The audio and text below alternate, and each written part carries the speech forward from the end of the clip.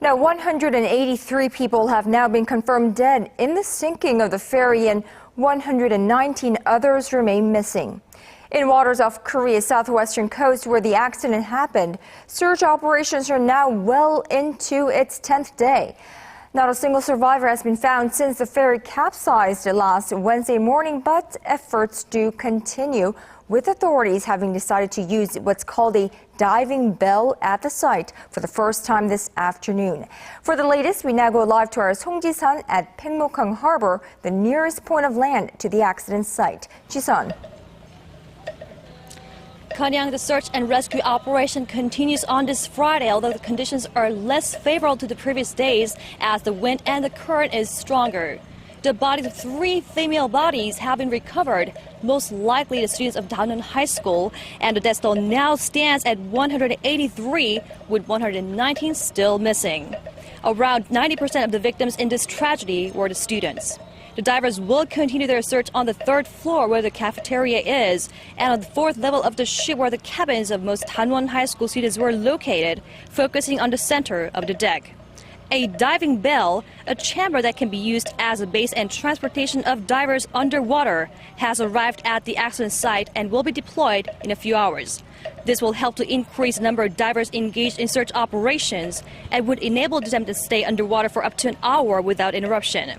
Search will go on as parents of the missing have requested that the ferry not be lifted out of water until every body is recovered.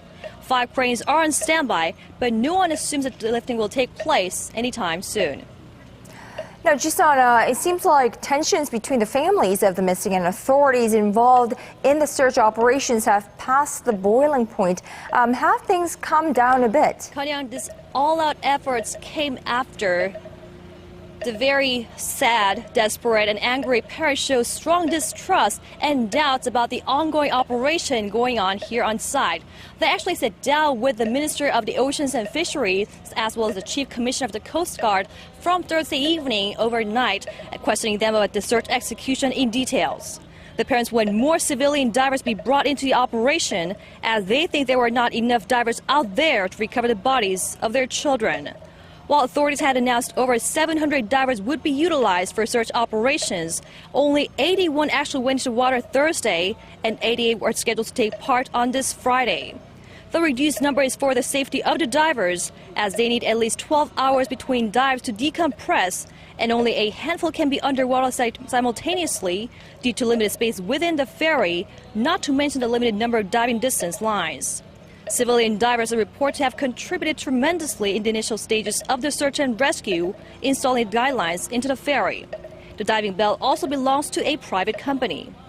Several parents are also out on the waters on the barge where divers are engaged in search operations.